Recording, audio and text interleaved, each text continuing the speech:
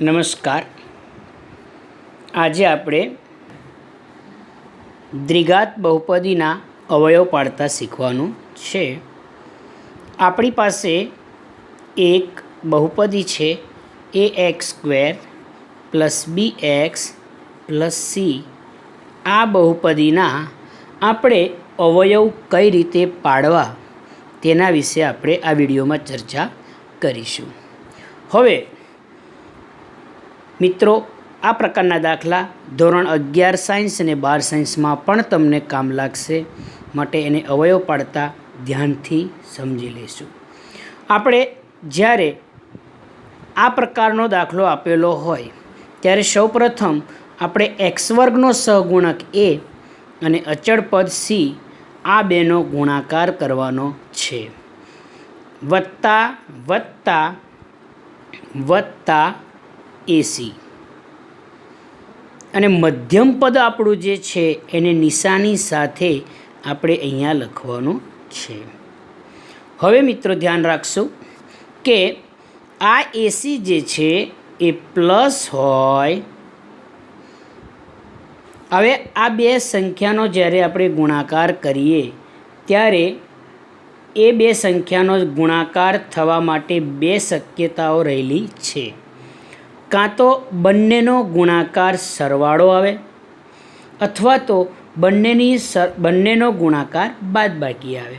જો અહીંયા માઇનસ હોત તો વત્તા ઓછા ઓછા તો AC માઇનસ આવતા, પરંતુ અહીંયા AC પ્લસ છે, બંને પ્લસ છે એટલે AC કેવા છે? પ્લસ. તો મિત્રો આપણે જ્યારે આ બંનેનો ગુણાકાર કરીએ અને એની જે નિશાની છે એ આપણને નક્કી કરી આપશે કે આપણે જે બે ભાગ પાડીએ છીએ એ બે સંખ્યાનો સરવાળો કરવો કે બાદબાકી કરવી. એટલે આપણે આ ચાર્ટ બધા તમારા ચોપડામાં ઉતારી લઈશું. AC આપણે શોધીએ. AC શોધો. જો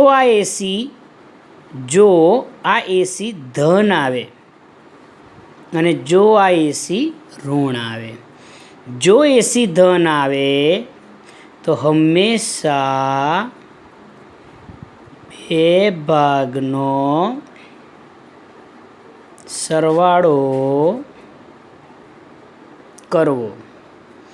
જો AC ઋણ આવે તો હંમેશા બે ભાગની બાદબાકી કરવી. હવે જો AC ધન આવે એનો મતલબ શું છે કે આપણે એ રીતે બોલવાનું કે એવી સંખ્યા શોધો કે જેનો ગુણાકાર AC જેટલો થાય. અને આ ધન આવે તો કે સરવાળો કોના જેટલો થવો જોઈએ? B જેટલો. આ જો માઇનસ આવ્યા હોત તો બે સંખ્યાની બાદબાકી કોના જેટલી થવી જોઈએ? B જેટલી થવી જોઈએ. આપણે દાખલો ગણીશું ત્યારે વધારે ખબર પડશે. આપણે આ ચાર્ટ પહેલાં સમજી લઈએ. હવે જો AC ધન આવે એટલે બે ભાગનો સરવાળો થશે તો બંને ભાગને નિશાની કેવી મળશે? બંને ભાગની નિશાની સમાન, એટલે કે પ્લસ પ્લસ અથવા માઇનસ માઇનસ. કારણ કે આપણે શું કરીએ છીએ? વત્તા વત્તા તો વત્તા થાય, ઓછા ઓછા તો પણ વત્તા થાય. તો હવે પ્લસ પ્લસ આપવા કે માઇનસ માઇનસ આપવા, તેના માટે આપણે શું જોવાનું? B જુઓ. B એટલે કોણ? મધ્યમ પદ. જો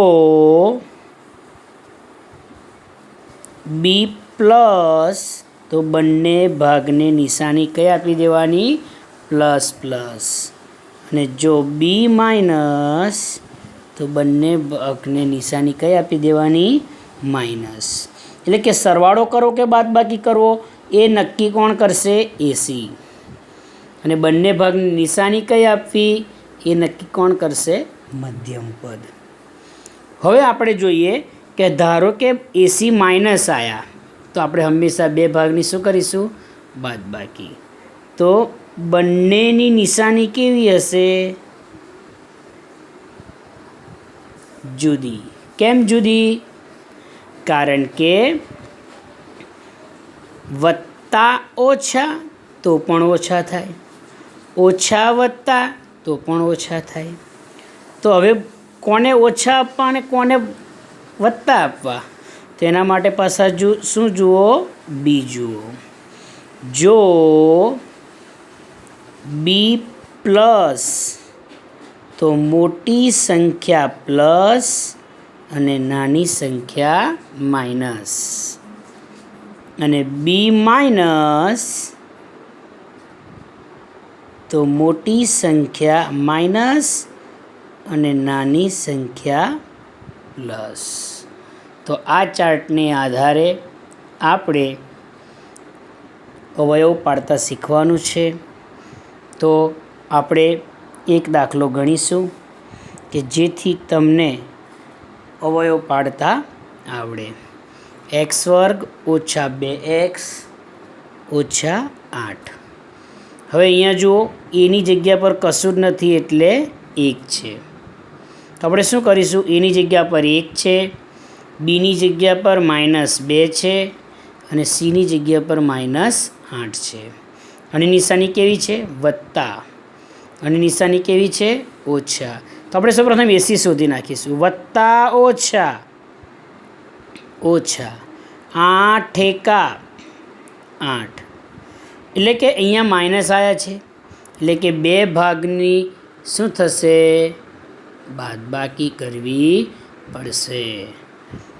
તો કે બાદબાકી કેટલી થવી જોઈએ? -2 જેટલી, મધ્યમ પદ જેટલી. એટલે કે એવી 2 સંખ્યા શોધો જેનો ગુણાકાર 8 થાય અને બાદબાકી 2 જેટલી થાય. તો વિચારો જોઈ એવી કઈ 2 સંખ્યા છે? 4 દુ 8. 4માંથી 2 જાય તો 2 રહે. મળી ગઈ 2 સંખ્યાઓ. હવે બંને ભાગની નિશાની કેવી હશે? જુદી. તો એક વત્તા હશે અને એક ઓછા હશે, અથવા એક ઓછા હશે અને એક વત્તા હશે. તો હવે મારે કોને કઈ નિશાની આપી? તો મારે શું જોવાનું? બી.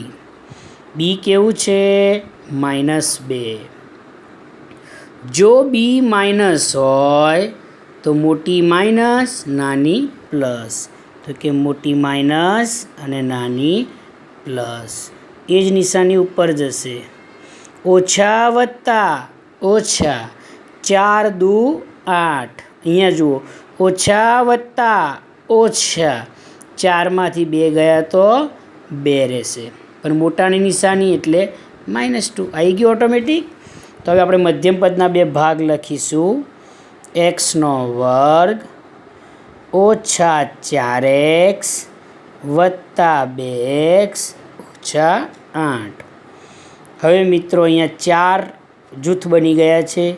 એમાંથી આપણે 2 જૂથ બનાવીશું. 3 હતા એમાંથી 4 બનાવ્યા, એના 2 ભાગ કરીશું. હવે અહીંયા x² એટલે શું લખાય? x ગુણ્યા x. અને અહીંયા શું છે? 4 ગુણ્યા x. બંનેમાં કોમન સરખું શું લાગે છે? તમને દેખાય છે? તો કે x દેખાય છે. તો કે x ગુણ્યા x એટલે એક x કાઢી લઈએ તો કેટલો x રહેશે? 1x ઓછા, કારણ કે x² બરાબર શું લખાય? x ગુણ્યા x. x કાઢી લીધો, હવે રહેશે એક જ x. અહીંથી x કાઢી લઈએ એટલે શું રહેશે? -4. હવે દીકરાઓ, આ જે વસ્તુ છે એ જ વસ્તુ અહીંયા લખી દેવાની. હવે આપણે છેલ્લું પદ માત્ર સેટ કરીશું એટલે ઓટોમેટિક આખું પદ સેટ થઈ જશે. 4ને કેટલા વડે ગુણીશું તો 8 થશે? તો કે 2 વડે. 4 દુ 8. ઓછા ઓછા તો કે વત્તા. અહીંયા x -4 છે, અહીંયા પણ x -4 છે, તો બહાર કાઢી લઈશું. તો અહીંયા શું રહેશે? x. અહીંથી કાઢી લીધું x -4, તો એ શું રહેશે? 2. તો આ આપણા અવયવ છે. તો આ રીતે બીજા આપણે અન્ય અવયવોની પણ ચર્ચા કરીશું.